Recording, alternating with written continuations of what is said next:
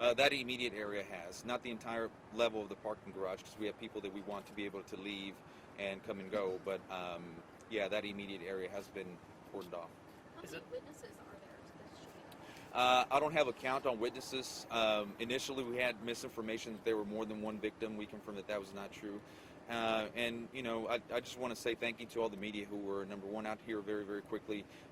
You guys allowed us to use you as a resource to put the information out there. A very scary situation, especially for family members who have people that work here who may be traveling today, and putting out the correct information. Number one, that we only had one victim, giving us time to reach out to the family, make notification. That was very, very important to just calm people's fears.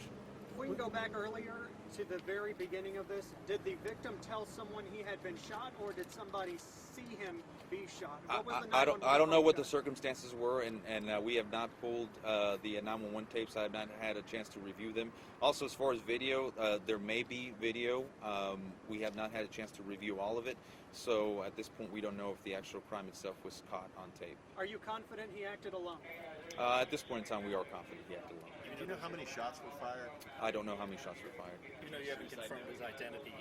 Are police trying to go back to his house or where he may have lived to see, you know, if there was any evidence that may have indicated that he was going to do this? You know, that's going to be part of the ongoing investigation, and I don't have any further details than what I've already stated. What leads you to believe it was premeditated? Well, the fact that, you know, this individual waited. This individual went there and waited to, you know, for the employee to either be coming or going to take his opportunity. So he knew his schedule, he knew his routine. Absolutely. Were there any explosives found? No. Keep in mind that we're trained to look for any device to be a potential a threat. So, you know, there were things in the truck that made us more cautious, but I can't confirm whether there were any devices. Karen, how many flights were canceled, and how many people were affected by this?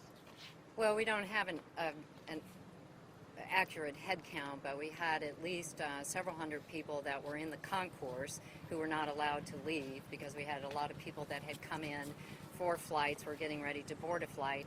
We actually had several aircraft that had just landed, but because, again, we kind of have to keep everybody contained, unfortunately, we had three flights that had people on the aircraft for that time. So obviously that was a long period of time to try to get that cleared. So that was probably another 300 people amongst those three different aircraft. And then, of course, employees. We had several employees that had really basically had to suspend all of their work as well. Any planes diverted that are now en route? I don't know if they're en route, but we had multiple planes that were diverted.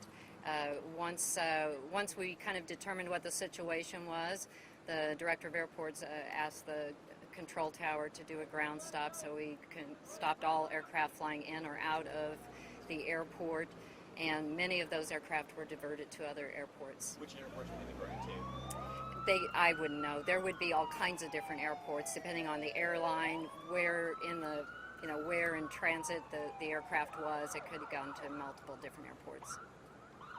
Were passengers who were on board the planes on the tarmac, were they informed why they were being held on the planes? Yes, they were informed, but it's still a difficult situation when you're sitting there and you know, you're not getting as much information, obviously, just because everybody's trying to figure out what's going on at the same time. Did you say 25 cancellations earlier? Yes, I did. What time was the suspect found? The suspect was actually found a couple hours ago, but we weren't able to actually, you know, confirm that he was deceased until approximately 45 minutes ago. I will say this: despite the long delays, we reopened the airport just as quickly as we possibly could, and we were in communication from the Will Rogers World Airport Command Center to commanders outside, to people out directing traffic, and as soon as it could be open, it was. So, just to clarify, was he in the garage or outside of the garage in short-term parking?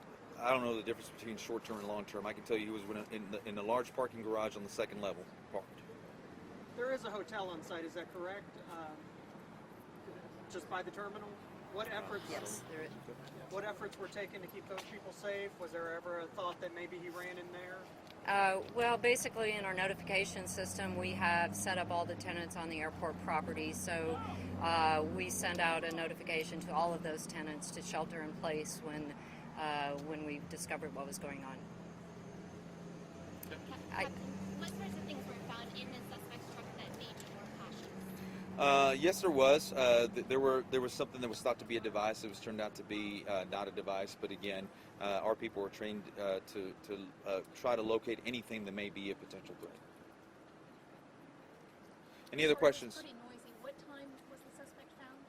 The suspect was found a couple hours ago. Our TAC team members were able to blow out the back window of the truck to be able to look inside of it. They could see that a person was inside, but at that point we had not confirmed that the person was deceased. Keep in mind, at that point it could have been a number of possibilities. The person could have been playing a decoy, the person could have been asleep, the person could have just been waiting for us. So it wasn't until just approximately 45 minutes ago when we were able to determine that the person was in fact deceased from what we believe to be a gunshot wound. And the suspect's truck was found inside the garage. That's correct. Because you had said you'd seen aerials of it. I'm wondering how you saw aerials of it if it was inside the garage. Was it near? It's an open air garage area, a parking area. What happens next with the investigation? Are you going to have to tow that truck out of here eventually? Yeah, well, at this point, this area is going to remain a crime scene, so we have to process the entire crime scene. At some point, we will take custody of the vehicle to further process it at the police lab. Where in the truck was the suspect found? I don't know where in the truck he was found. Can you speak to the amount of resources on scene here today? Yeah, it's quite extensive. We had our tactical unit, our bomb squad. We had, of course, other agencies such as OHP and FBI. So it's quite extensive. Any other questions? Thank you guys again very much for covering this, and thank you for helping us disseminate the information. Appreciate it.